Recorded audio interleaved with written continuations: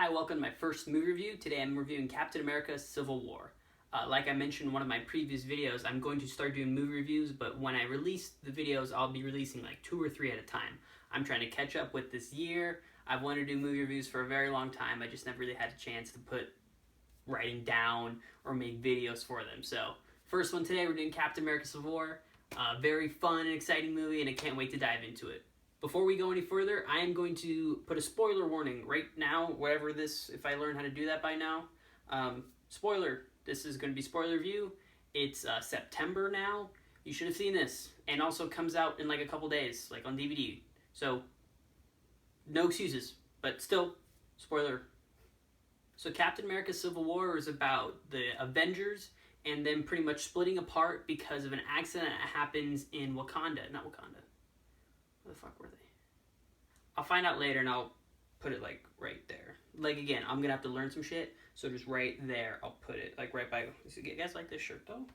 It's my Black Panther shirt. My boy Will got it for me.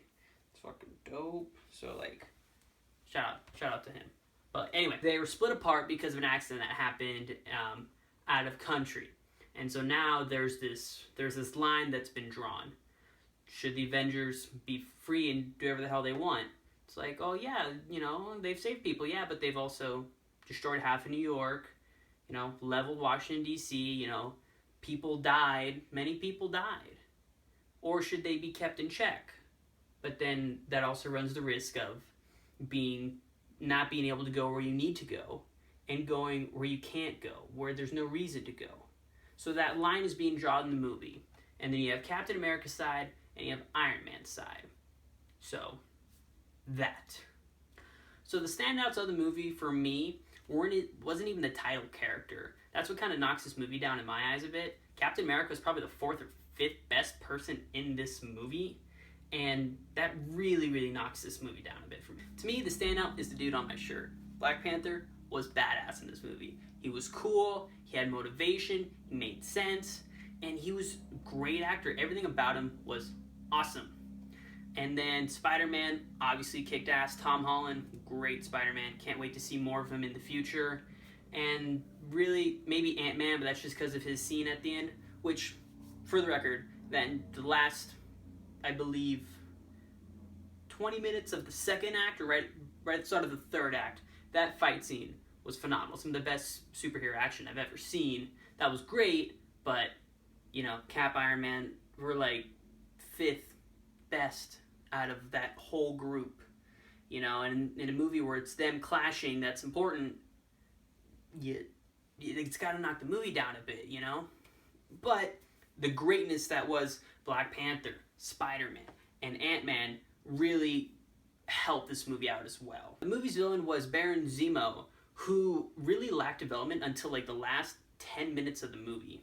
Now his motivation does make sense, and it does, you know, it carries a lot of weight, so I'm behind it. But when we're sitting there for 2 hours, and probably the longest Marvel movie ever, I think it's 2 hours, 20 minutes, something like that, and you wait 2 hours and 10 minutes to really tell us what's going on here, I have issues with that. Marvel's had a poor track record with their villains. The only good one is Loki, and that's just because he's still around. Loki is good because he is present. That's it. He's cool, Tom Hiddleston's great, but they're not really giving any other villain development. Now this guy has potential to come back or really affect the Avengers forever. He didn't physically do anything, but he put people in positions for certain things to happen. And then that's when the Civil War blew up. The final fight between Iron Man and then Cap and Bucky was great. It was good. I really liked how they changed what you thought what it was going to be. It was just going to be them versus 5 super soldiers. We've seen endings like that time and time again. So that's something I like that the villain did. He was a different villain, but it was still a rushed, underdeveloped villain towards the end. So we got to work on that. Marvel, really step your villain game up. But I liked it. It was emotional. It was cool. There was both sides getting the punches in. But I hate to say it, I wanted someone to die. I wanted this movie to have stakes. I wanted this movie to have an effect, and it really didn't. The movie ends with Cap writing Tony a little letter saying like, hey, yo, like, it's cool that, like, you know, we're like not homies, but like, we still homies. That's pretty much what it said. Like, I'm almost positive that's exactly what it said. It's not, but that's okay.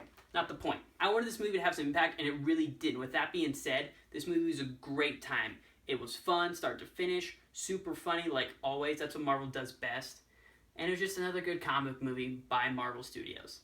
So I'm going to give the grade of kick-ass, must-see. One of the best movies of the year so far, but that is not saying much. If any of these mouth noises made your ear holes do the hokey pokey, turn yourself around and hit that subscribe button and return for more.